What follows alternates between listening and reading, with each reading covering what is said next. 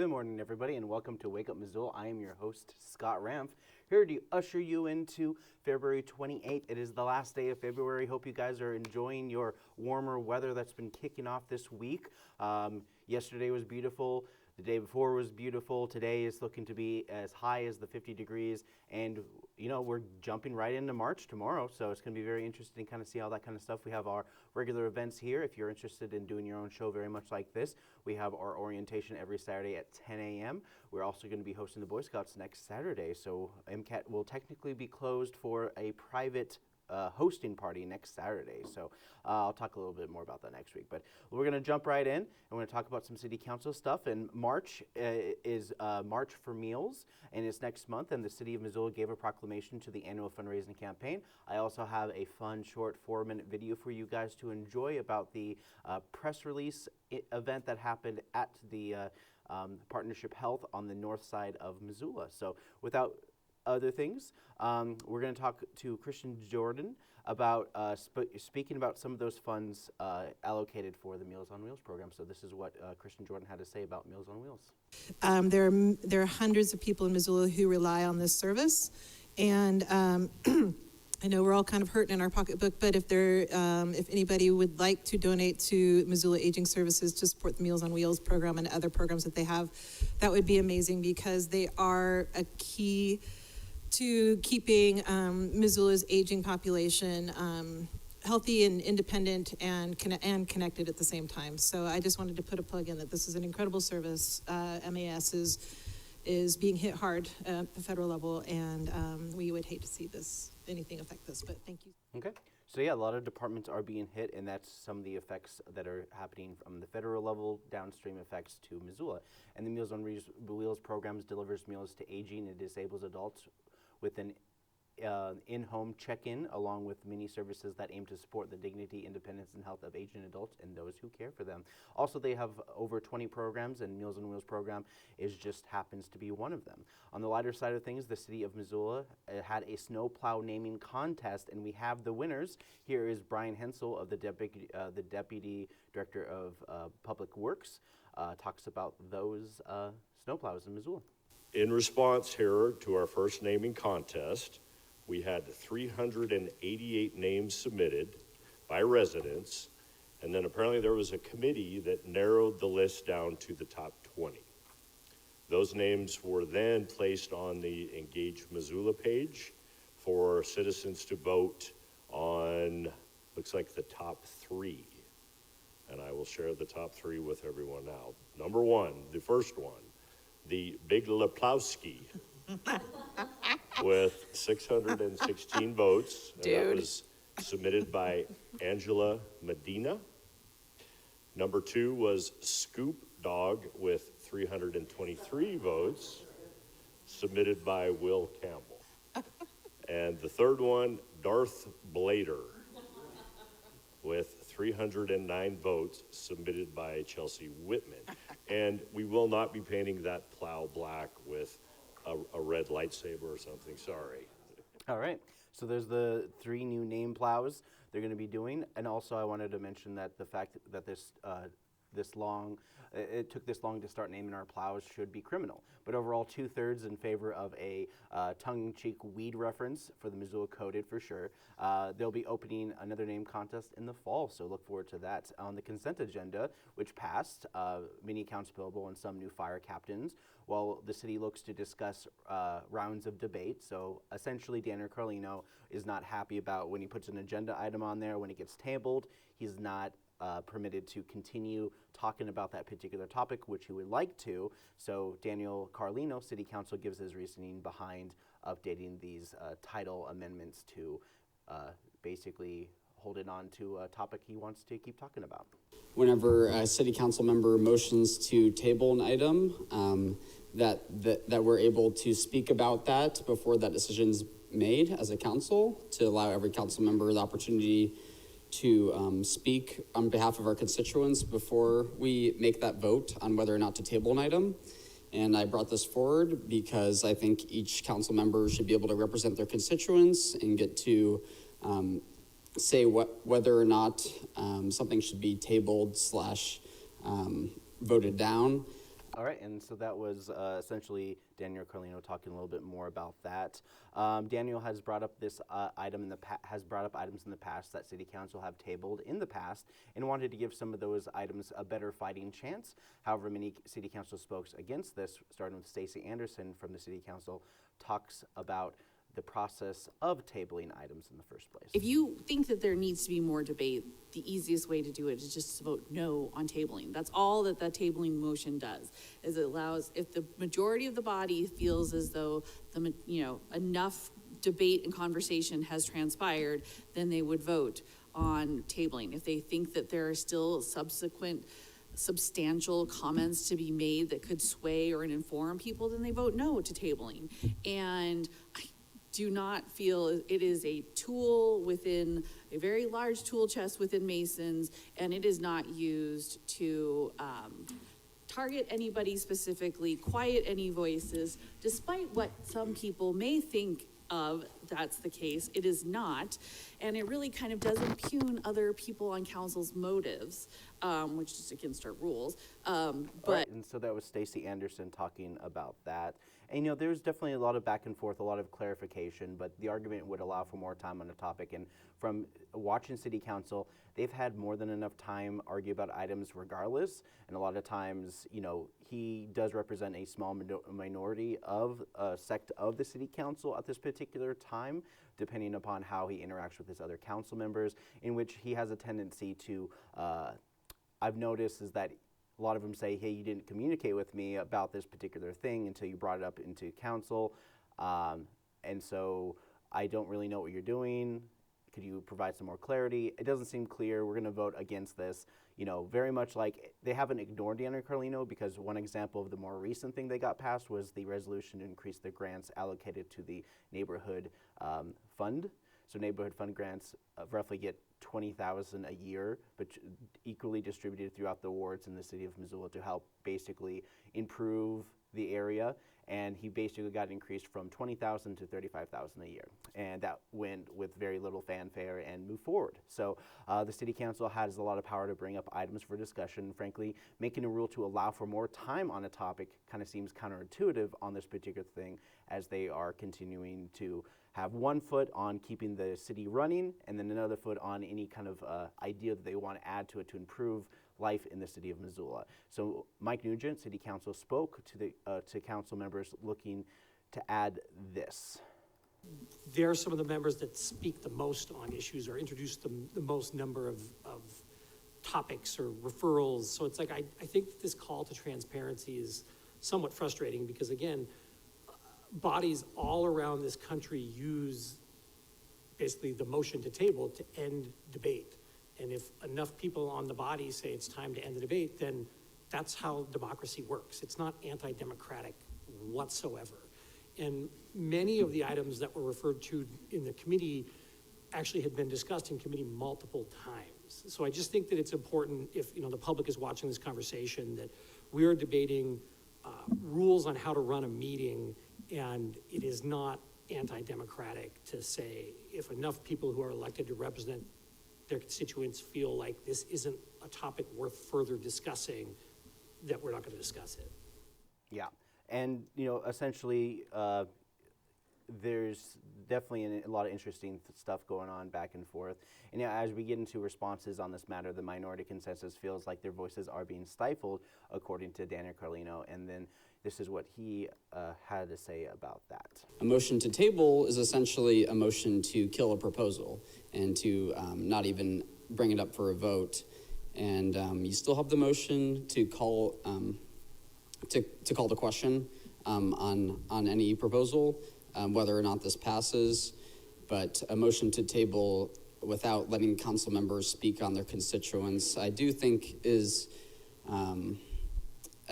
preventative to a representative government, and I think everybody should be able to at least speak once, and that's what we're aiming to accomplish here. So we still have the motion to call a question, even if we pass this, and then you can end that debate like you all are arguing for. But a motion to table, have council members not even be able to speak once on behalf of their constituents and then vote a proposal down seems undemocratic to me. So I just wanted to make that clarification between calling the question and a motion to table. Okay.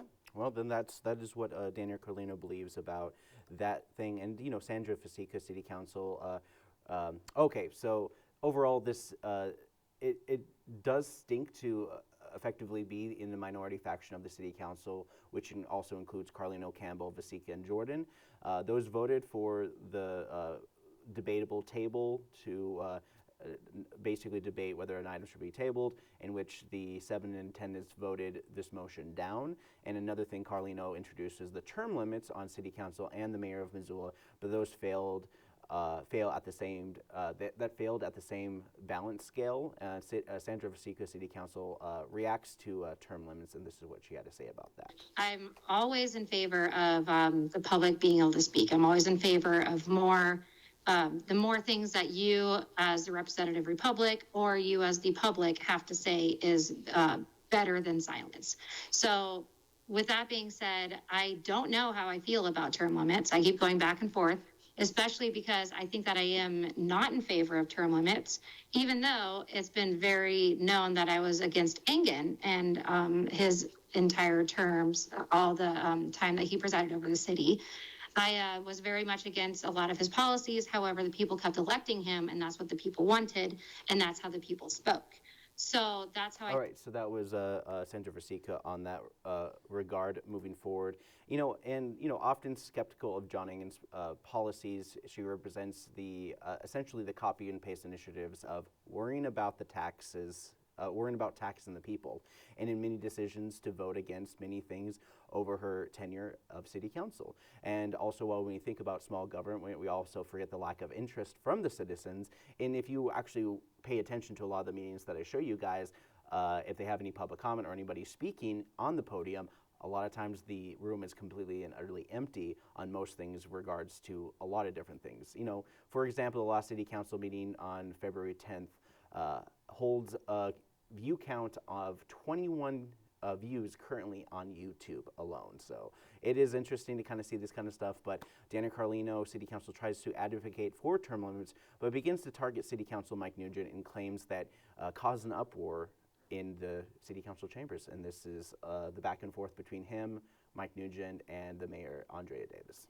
This is not a debate whether or not we should have term limits. This is a debate whether or not we think our constituents and voters of Missoula should get to decide that for themselves. So it seems like it's being conflated here with whether or not we should have term limits for us, when really we're just voting on, first of all, whether or not to set a public hearing, and then at that public hearing, vote on whether or not we believe our constituents can make this decision for themselves. So I just wanted to clarify that we're not voting on term limits today, nor at the public hearing. We're just voting on whether or not we think voters of Missoula should actually get to make that decision for their community. And to vote against that, I think is a shame. And then I guess my second clarification is point well taken about the campaign finance reform. I think certainly things like that could help get new people into office. I do think it's ironic coming from the council member Nugent, who's been the most bought out council member out of anybody in the history of Missoula, taking over 6 figures from the National Association. Point of order. Point of order. Wait, That's Councilor totally Carlino? out of Yeah, order. We're done with that. Could I speak to the? Can I speak to it? Because this, What's the point of order? Could I clarify that? You can finish your comment, and then Councilor Nugent will have the ability to respond to your statement. Sure. But I do think that you need to be careful about making personal insults and things that are leading to this degradation of conversation. So continue, please. Yeah, I think campaign finance reform is a point well taken, and I think we saw that in the mayor election, where you took over $130,000 from the National Association of Realtors, which is one of the biggest lobbyists. He's also I'm supposed gonna to say say it right now. truthful things, I and that's did not truthful. It is not true, and you keep saying it. I will speak to it in a minute, but this is Point of what order. I'm You're talking out of about, order, Mr. where you are Nugent. Could you, lying wait your turn to speak, continually please? on the floor. All right. Councilmember Nugent's completely out of order here with just making that statement. But this is on the campaign electronic reporting system, and everybody, this is public information. And I just want to point out that when we're talking about campaign finance reform, you can say no to that money. And I think it's very ironic that that's your point. But what we're voting on today is to set a public hearing and to allow the voters of Missoula to decide whether or not they would like term limits. And this conversation has gone far beyond that. Thank you, Councilor Carlino. And because you raised what you did, I will give Councilor Nugent the opportunity to respond. Go right ahead. Thank you, Mayor Davis. Mr. Carlino, you have you take every opportunity to sideswipe me, and I let it go. I think that it's important for the record to know that what you just said is a lie. Because you just said that people can look at the state campaign finance records and see that I took a large donation, and I in fact did not. And you know, because you work in politics, you are an organizer, that candidates cannot discuss or coordinate with political action committees. If you asked my opinion, I would say I don't want them anywhere near it. It didn't help me, not even a stretch. So you can smirk over there, you can smile, you can say whatever you want, but the facts are that I did not. There is a clear requirement in the law that there's a separation, and candidates don't get to make those decisions because it would be called coordination. And here I am saying that I do not want that to happen. I would love for there to be campaign finance reform, but for you to continually imply that I took a donation that I did not, and for you to say on the floor that people could go look at the records and see my campaign, which was Nugent for Missoula, and see that donation, it's not true, because they would not see it, because that is not what happened. Okay. So what had most people had in mind when those kind of campaign donations happened was essentially the National Organization of Realtors bet on him by saying like, hey, we're going to give you this amount of money. Whether or not he actually accepted it was clearly, he said that he did not accept those finance benefits from the National Organization of Realtors. The news basically said that they were going to donate to him, doesn't mean he was going to accept it. So that was the clerical error on this particular item. And clearly this is something that has been a boiling point topic for some time now, since a lot of times this had to do with like, oh, let's put it to the voters on whether or not they want term limits for city council members and the mayor of Missoula. This was yet another one that was 4-7 with the same members voting for the public hearing to discuss this further. Spoiler, they won't. While the meeting wraps, I want to throw it over to the legislative update of the state laws being passed as we go into the endgame part of the 69th biannual session. Jessica Miller talks about her update. This Wednesday is the deadline to introduce general bills, and so that's the bulk of the legislation that is going through falls into that category. Bills with appropriations and things that are referendums and resolutions have a later introduction timeline, but general bills must be introduced by this Wednesday. And so what that means is that we actually have a lot of legislation coming through this week, and that's moving very quickly. March 7th is the transmittal deadline for general bills, and that's when they have to move from one house to the other. All right, and so time is against the legislature now, and any bills that they want to introduce better have gotten introduced now or forever hold their peace, essentially. Like the U.S. Congress and Senate, they go up, get amended, go down again, go up again for more rounds of voting, followed by the governor's potential veto powers on those bills. And then Jessica Miller also talks about a bill in regards to wildfire liabilities. But House Bill 490 is the one that Councilwoman Cheryl brought up at our last meeting. That is revising civil liability laws, and it changes regulations for wildfires and energy facilities, and what energy facilities would be responsible for based on what sort of wildfire plans they have in place. It doesn't directly affect the city of Missoula, but we did put it down as an oppose, basically a rudimentary plan by an energy company kind of resolves them of liability on that. Yep, so imagine if you have a company that builds an energy efficient plant or anything like that, they cause a fire and they're not legally liable for the fire that they caused. So that's frankly put, if you do something that causes something to happen, then it's your fault, and making the law shield companies on this is a clear no-no according to the city council on this matter. Medicaid bills are also put forward to keeping on with those funds for Montana residents. HB 334 and a Senate Bill 662 would limit Medicaid and even phase it out, but those didn't pass. Jessica Miller brought up HB 310, which would have the state come up with the grant funding for homelessness. Some bills that would have prevented and curbed community levy programs failed in committee, which could have affected the township's ability to put a levy to the voter, and the threshold needed to pass them at 60%. Also creating a limit on levies going against the concept of levies, which would essentially become bonds. Bonds are temporary. Once you pay the bonds off, you're done with those taxes. Levies, however, are a little bit more tied into like police and fire departments, depending upon the size of the city and the needs for it. And those prices are going to keep going up, especially since a lot of that has to do with the fact that a lot of the companies that sell fire engines have increased a lot of their engines by more than $200,000 per item upon purchase. And this is brought up from the story of the fires in California, where their trucks were kind of sitting idling, not being able to be used because they were not up to code for the national standards.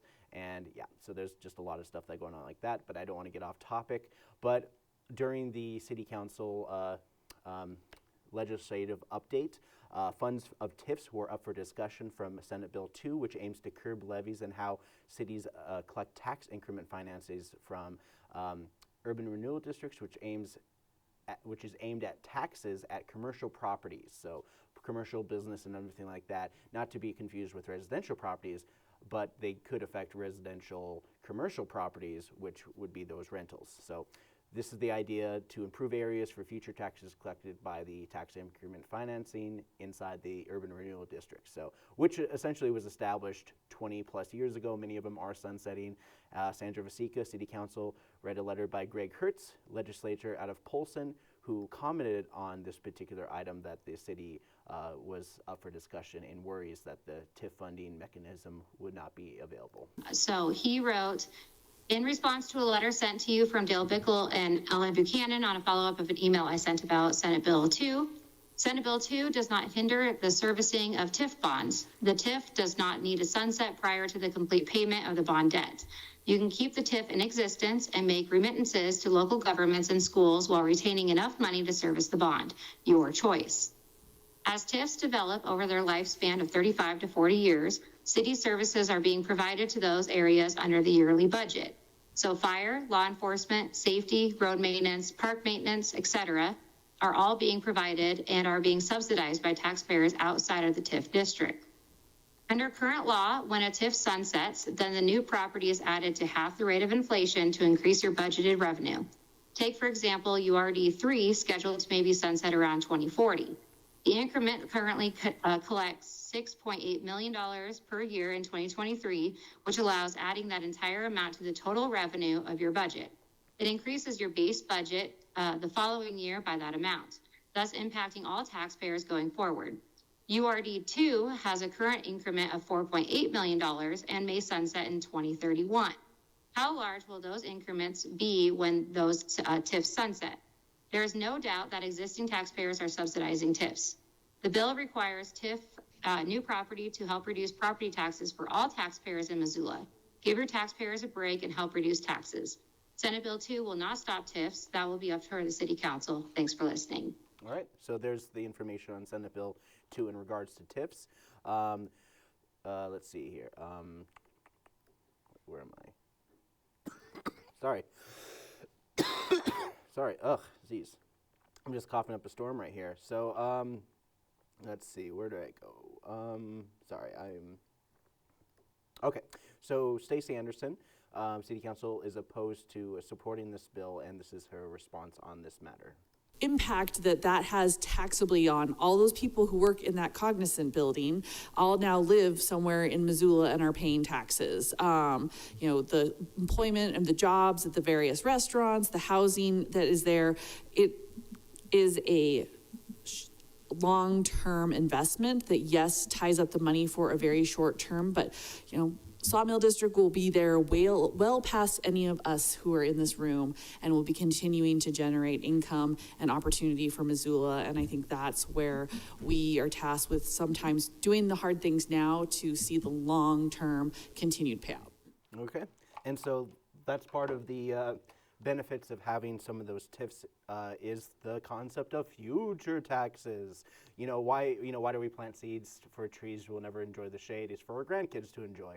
While this meeting definitely threw shade among representatives who are transitioning to committee meetings, and I don't have many committee meetings, but I'll just give you an update on the Climate Conservation and Parks, which talks about a citizen roadmap for engagement in the field of climate and environmental sustainability goals.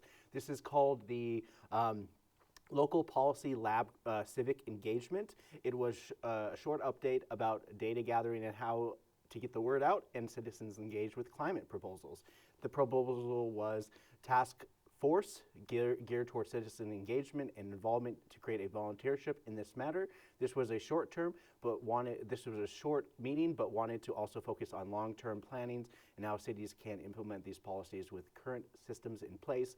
Frankly, nothing new, but it's just an update. Public safety and health, the city is looking to leave the Food Policy Advisory Board, which was established for the purpose of tracking food coming in and out of our community, in a sourcing effort. This was something that the city launched just before the pandemic with very little updates and more leading to the city's aims to leave this board, which is what brings up Bryce Christian, the county ecology expert. He talks about them and how their organization is actually going to take over a lot of these food policies that the city has been trying to do. And we are ourselves kind of an umbrella department that houses the Missoula County Weed District, the Missoula County Aquatic Invasive Species District, the Lolo Mosquito District, MSU Extension, County Extension, and we also have a nonprofit arm, the Healthy Acres, Healthy Communities Foundation, that helps support our programs. And our mission is essentially the same as any extension office across the country, really. We're here to help Missoula County and city residents meet their goals in the areas of nutrition, education, and wellness, horticulture and agriculture, youth development, land management, and ecosystem management. And the resolution that I'm kind of giving an update today, as Councilor Anderson mentioned, is a follow-up from the former chair of the Food Policy Advisory Board, who came in December to give an update on the work that they're doing. The resolution that we're discussing is one that they worked through and approved, and the county commission has also approved at their public meeting 2 weeks ago, I believe.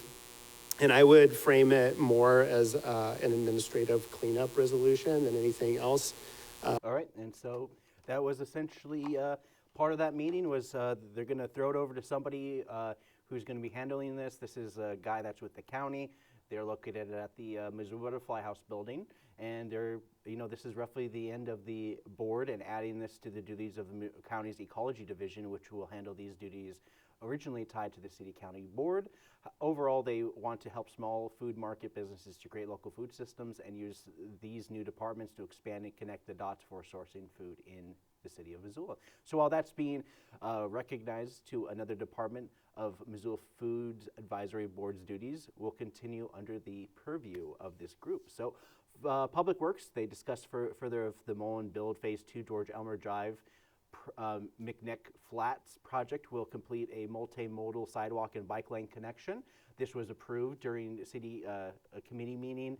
It was a relatively short topic, and so I don't want to dive into it too much, but I have been following the build project for quite some time now, and they look like they're moving a lot of things forward, and a lot of this stuff is just, part of the middle ground that they need approval from the city for continuance of their projects that are currently ongoing as of right now. So with that, I'm going to throw it on over to some promos and also a fun little short video that I made flexing my journalism degree through the March for Meals. So I went down to the north side and got some footage. But before that, here is a quick message from MCAT. The evil Skellyman. You never steal our Bubble Hill, Skellyman. I will take over the Bubble Hills. Go Robots! MCAT Animation Drop-In Workshops every Saturday from 1 to 3 p.m. located in the Missoula Public Library, 455 East Main Street. I'll get you next time, robots! Next time! Go Robots!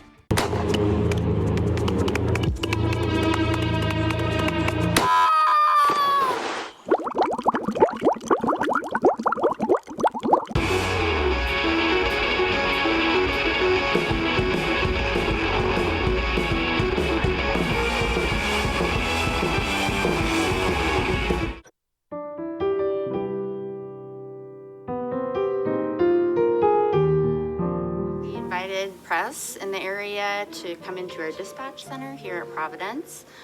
We have a long-standing relationship with Providence. They make the meals for Meals on Wheels, and we handle dispatch here. So all of the drivers come in, and we have over 100 drivers in the program, and I think we have right now 310 active clients receiving meals. Where we go and how we do it, it's all at the hospital, but because of the pandemic and going through the pandemic, we had to make lots of changes for how and what we did because we couldn't come in the hospital. Gotcha. But aside from that, the thing that has not changed at all is the people out there in our community who really need food, who don't have access to food. You know, certainly more and more folks who are having cognitive issues that come onto our program, and some of those challenges, especially for families. Great. And so, how about the food? How is the kind of like the food has changed over the years? Oh, it's definitely changed. We was it 2021? We changed food service providers. Well, the Providence did, and changed to a different provider. We got a different contract they had with a provider. So it was, you know, getting adjusted to a new provider and a new menu, but that has strengthened over the past few years. The March for Meals campaign that's coming up, it's both an awareness and a fundraising campaign. We really want to make sure everybody in Missoula County is aware of Meals on Wheels program. They can support us with donations. We want people to know that we're always looking for volunteer drivers. The drivers find it a really rewarding way to give back. Part of the program is the social contact. So the nutrition is critical, and you know it's a lifeline for many of the clients, but the social contact is as well. So all of the drivers have an in-person interaction with the clients, and it's a friendly face, you know, a chance to have a little conversation, and then it's also a, you know, daily wellness check. Well, I hope that we continue having federal funding so that we can continue doing this job.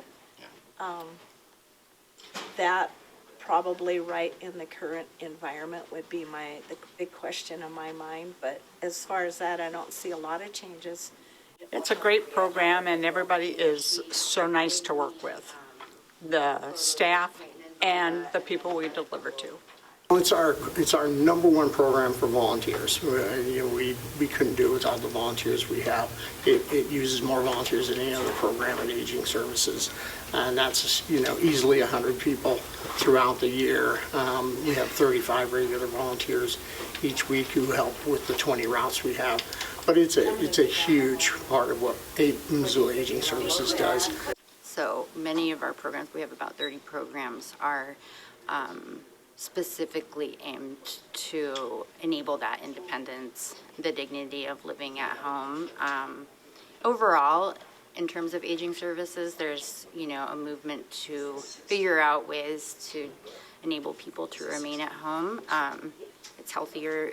People, that's the preference for most people, and it's actually usually cost effective as well, you know. I'm not familiar with, so I don't know where all the streets are, so we'll use Google Maps. Oh, yeah. So we have to go get our other load now. Milk and the rest of our bags.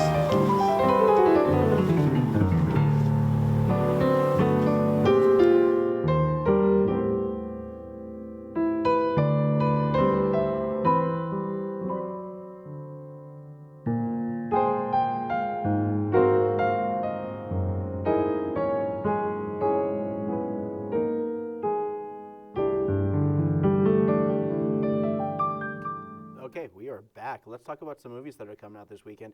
And there's quite a few because we're in the gauntlet of things for sure.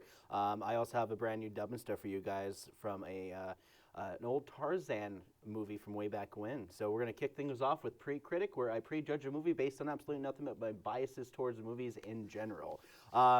It's nice of Woody Harrelson to take a break between puffs to add to this one last dive about a veteran diver who is forced to dive one last time before the people who get trapped run out of oxygen in a place near the bottom of the ocean.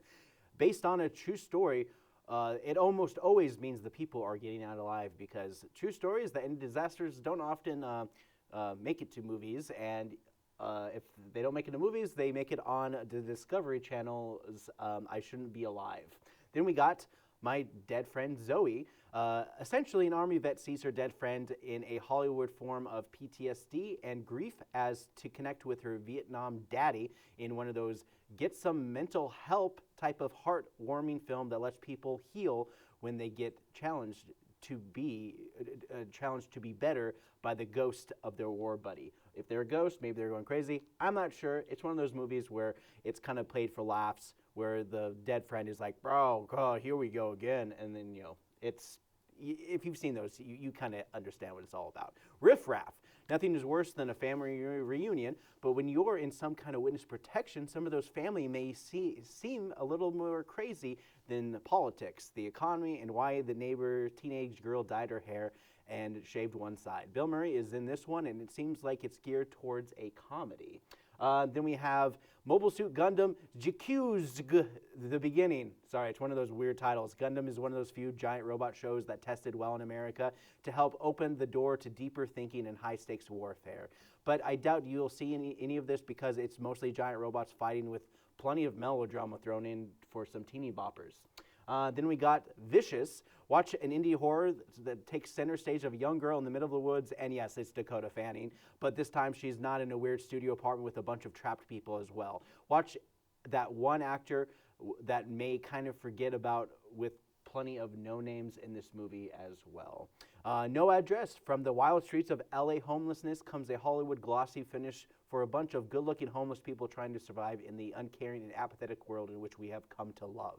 Enjoy this bummer of a movie, which would have been better impact if it was a documentary. Then we got Cold Wallet. If there's a wallet and it's cold, then we can talk. This movie is more or less about Bitcoin bro getting his just desserts in this revenge thriller powered by Reddit. Then we got Operation Heddle. At this point, the Chinese movie is guaranteed to make hundreds of million dollars in a market as they continue their propaganda military movie about fighting off an invading force who just happens to be the token white guy from an unspecified American country. Wolf Warrior is just one of those, and if they make Japan their enemy in Captain America, the new one, which they actually did, I can assume China will go for those white mercenaries from an unspecified location who are invading. So there you go. That's the movies that are coming out this weekend. And up next, we have a dub and stuff from the 1933 movie, Tarzan the Fearless. Elephant, ho! I don't know about this. Are we going the right way? It hurts so. You okay back there? Yeah. This is my shack. Don't touch things. Oh, wow. For a savage, you sure have a nice hut over here. And something inside me compelled me to interior design. It looks nice. I don't know how this works. Oh, whoops. What are you doing over Whatever. there? Oh, yeah, thanks for saving me from all those baboons. I didn't know monkeys could be like wolves.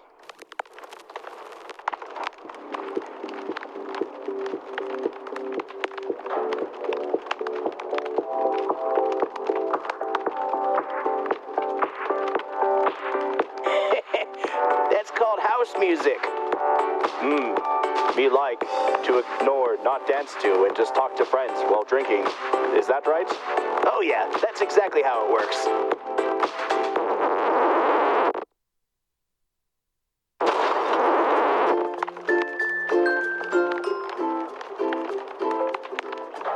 I see you found the music that they use to pitch, get money from people.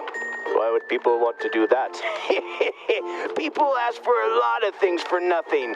They think they can turn a profit, but they just collect lots and lots of money, and then they just dump everyone with a debt. You sure got a lot to learn, old Tarzan, I tell you what. You know what? My daughter likes muscle-bound idiots. Perhaps maybe you could date her or something. Huh?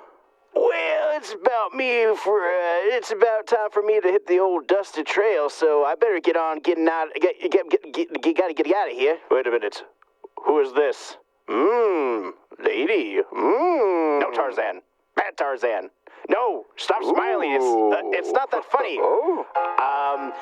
Let's take a look at this piece of paper. It's more important than that picture of my daughter. No. Oh, look, more baboons.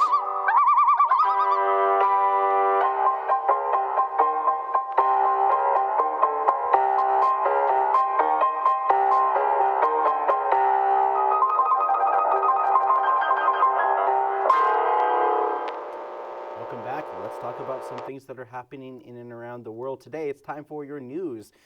So Montana wants to monitor people who purchase cannabis in the state of Montana through a bill that's tossed around in the legislature, which could cost recreational users $200 a year. The government doesn't usually look into people's purchases. That's what Google and friends do, but mostly to sell you more crap. What Montana fails to address in this case is the Montana Constitution of the right of privacy, and simply monitoring people who purchase marijuana in the state could cause many dollars to stay out of play. SB 255 is seeking to significantly amend the state's voter-initiated adult use legalization law. The hearing was set for Thursday, and they spoke about additional bills that would limit the THC value. Currently, THC is capped at 35% for flower and fairly unlimited for concentrates, and lawmakers are looking to put a cap at 50% to combat some of the negative effects of increasing use by youth. This would not affect medical card holders, mind you. The state reacted to the majority of people who voted in favor of legalizing and has since created legislation to limit homegrown plants, which is what California is dealing with people growing in their public lands. So THC limiters on flower, even though many of the edibles and vape products have virtually no percent limits. However, HB 363 House Bill 636, another bill that would target edibles to be less attractive towards children as they skew towards candy and fruity drinks. Overall, this is just another way for the state legislature to control issues that are beyond control of any individual and dispensaries since the beginning of age limits, where there have always been downstream portals for underage use. So lawmakers in several states have similarly introduced legislation this year seeking to rescind parts of their voter-initiated marijuana laws. South Dakota also had House Bill 1101 seeks to repeal the state's medical cannabis access program, which was approved in 2020 by 70% of voters. In Nebraska, lawmakers are pushing to prohibit patients for accessing botanical cannabis, despite more than 2/3 of voters having decided in favor of the measure in this past election. And in Ohio, a Senate bill seeks to have more than a dozen changes to the state's voter-approved adult use legalization law. So, of course, I'm very wary of people raising alarms, because in the past, when many local government looked to ban vape smoke indoors, Missoula got calls from Massachusetts, of all places, which means it seems a little sketchy when outside interference with government processes. So this bill would only apply to Montana residents and would effectively make it impossible for true recreational legality, which would go against the majority of voters who passed in 2021. You know, regardless of what you guys believe in one thing or another, if you look at, alcohol, gambling, tobacco, and all those places, they're in gas stations, they're in grocery stores. Liquor is only sold at liquor stores and also quasi casinos, because they need the overhead to sustain it beyond just the liquor.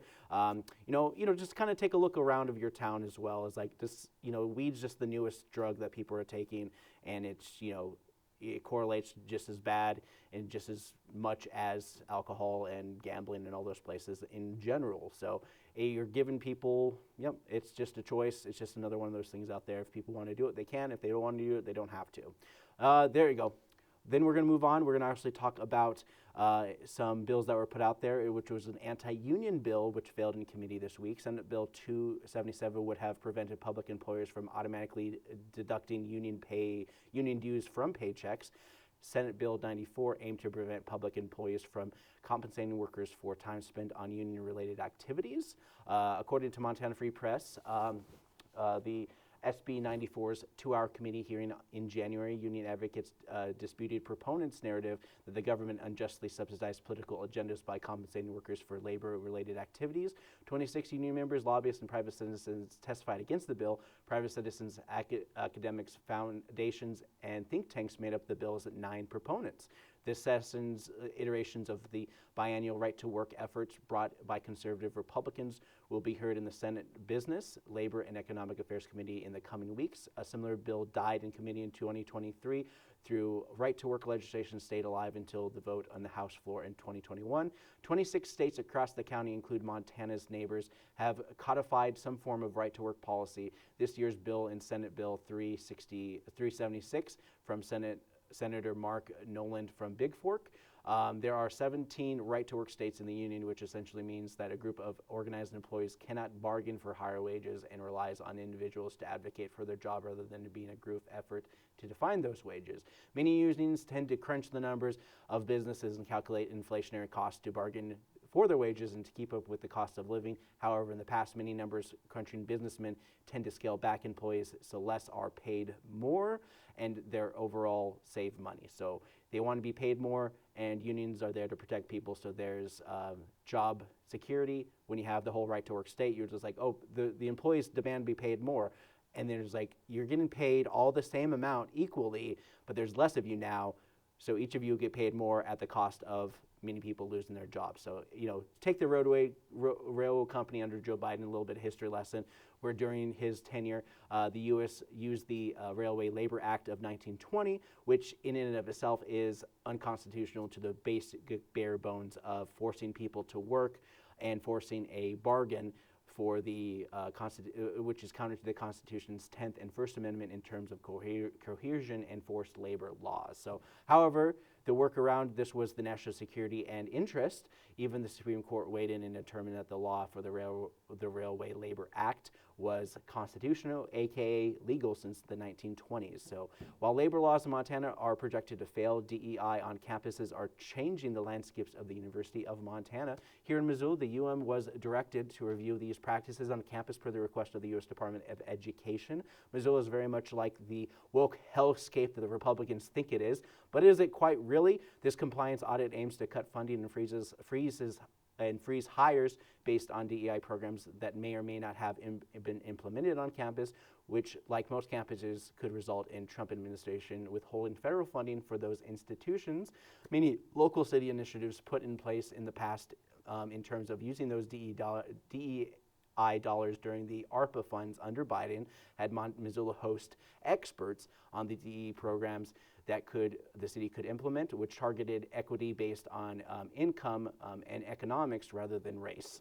This has been on the minds of UM officials since February 14th letter that on the matter, but a federal judge in Baltimore issued a preliminary injunction blocking those Trump's DEI-focused executive orders, but UM still plans to comply with those that letter regardless. So, just to kind of prepare for potential funding shortfalls along the way. So this week has been weird as President Trump essentially held a cabinet meeting with all his people and told him to listen to Elon Musk and follow his instructions. This has come at the last minute request by Musk to ask for 2.3 million federal workers, what they did last week, for causing much high levels of agencies to brush it off, with some reluctantly agreeing to voluntarily notion that would result in termination if they did not volunteer this information. Of course, I said volunteer twice because it was just unclear as it was requested, and simply who'd spend all that time to check over all those documents to see if people achieved those things. So this was on top of all the Doge employees that quit. So 20 employees under the Department of Government Efficiency resigned, together citing, quote, to serve the American people and uphold our oath to the Constitution across presidential administrations. However, it has become clear that we can no longer honor those commitments, end quote. Nobody voted for Musk, and yet they have been tasked with removing federal workers, including those dedicated to the VA, and how Obama's first term was to provide federal pipelines for veterans to get those jobs that they are currently cutting. This is simply a loyalist test in the new administration and seeing how far they can take it before they are stopped. And there are a lot of legal questions are in the air, even with Trump's stacked Supreme Court weighing in on this, with many departments either being purged or frozen from funding. U.S. aid is one of those systems in place that are going towards international aid meant to do various things from disease prevention to humanitarian aid for countries dealing with natural disasters or war. Chief Justice John Roberts paused a lower court order that would have required Trump to pay those $1.5 million to those the U.S. aid organizations for the work, which was frozen by the Chief Justice John Roberts. So essentially, the Supreme Court weighed in and be like, yeah, you can freeze aid. So mind you, the Republicans tend to favor smaller government and leave decisions to the state, but it seems like the executive branch of the power seems to get even more powerful as time goes on. These are just the beginning, as also the FAA and the National Weather Service are getting their jobs cut, with those already having issues with air traffic controllers, and cuts to the NOAA appears to be happening in 2 rounds, one of 500 and one with 800, said Craig McLean, a former NWAA chief scientist, who said he got the information from someone who had firsthand knowledge. That's about 10% of their workforce. And according to AP News, the first round of cuts were probationary employees, which totals around 375 workers. Many departments heads are stating these cuts are short-sighted, and some of the consequences have been blatant, with plane crashes and near misses on the tarmac. While we're constantly going, when it comes to the news out of the White House, let's bring it back to Montana on the more local level with Kalispell's Warming Shelter, which closed last September before being reopened with legal action towards the city. Tanya Horn, executive director of the Flathead Warming Center, in a press release stated, quote, "This past year has been incredibly difficult for our guests, our staff, and our entire organization, but now with a legally binding agreement in place, we can finally look ahead with renewed hope. We are eager to work together with the city to serve those in need rather than fighting against unfounded attacks. Addressing homelessness is divisive in our community. We seek reconciliation and collaboration. The work is far from over. We can do this work alone. We cannot do this work alone, mind you. Through this settlement and relief and joy we feel today are immeasurable, knowing that our constitutional rights have been prevailed over. The doors will remain open for those who need us the most," end quote. And so far, this is an effort to curb homelessness in communities. Simply began to ban homelessness when the SCOTUS decision overturned the Ninth Circuit appeal. Basically said that if a city cannot provide adequate shelter beds, then they can use public spaces to stay in. But the SCOTUS overturned that. Thus, you see a lot of these things starting to fine people for staying in those public places like parks and whatnot. The Flathead Warming Center opened in 2019 and is one of the 2 shelters in Kalispell. As a low-barrier shelter, it does not turn away people who have been using drugs or have a criminal background. The shelter is open from October to April and initially has 20 beds and has since grown to 50. And like Missoula, neighbor warming shelters began to complain, forcing the city to take action. And during the hearing last year, City Council President Chad Graham said that he heard from constituents who had been found human waste and drug paraphernalia in the neighborhood. He also alleged that the warming center was attracting more homeless people in the area, although officials in the Flathead Warming Center refute that claim. And the city has, after this lawsuit has moved forward, have to do a couple other things to ratify that in their next meeting. Not to mention, they issued an apology from the city officially to their executive director for some of the claims they have made against the warming shelter. And shortly after the decision, the warming shelter and the Institute for Justice, a national nonprofit organization for the public interest law firm, sued the city, stating that it had violated the shelter's property rights. So essentially the city revoked their permit, or they revoked their renewal process. So this is what happened. So as of the 25th, the city and shelter have come up with a settlement to keep the shelter open and the future moving forward. So that's kind of what's happening there. I do have a couple more minutes left in the show, so I'm going to talk about some of the things that you guys can do in and around the city of Missoula, and here are some of the events. So Lifelong Learning Center is doing a bird feeder.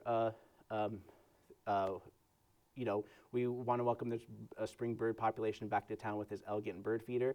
This project uses durable reclaimed cedar scraps and hangs from rope interchains and is long-lasting and easy to refill. Work in the home resource community workspace and learn how to use the miter saw, drill, sander, and nail gun to complete this project. This is through the Lifelong Learning Center. They have all these other fun classes that you can learn along the way.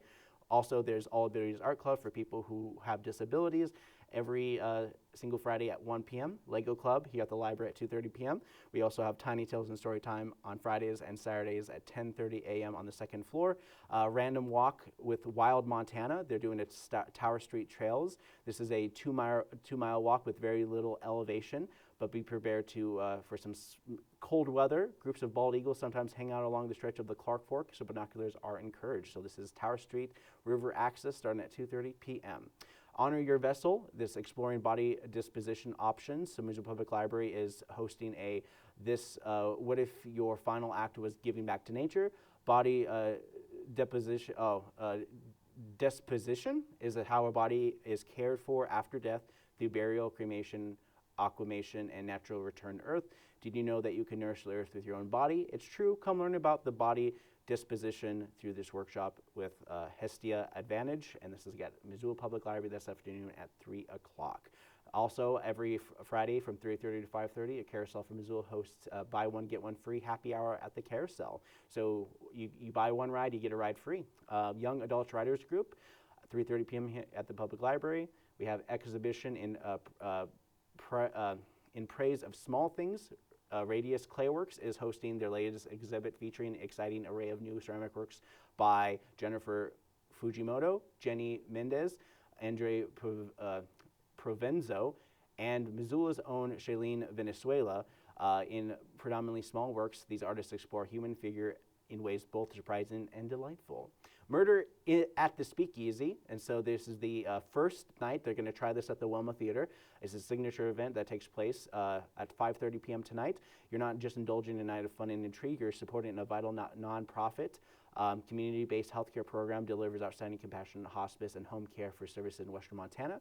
This exciting evening, they are joined by value sponsored and donors. So all sorts of things like that happening. You got video game tournament at Odd Pitch tonight. You got karaoke at the Jack's Saloon.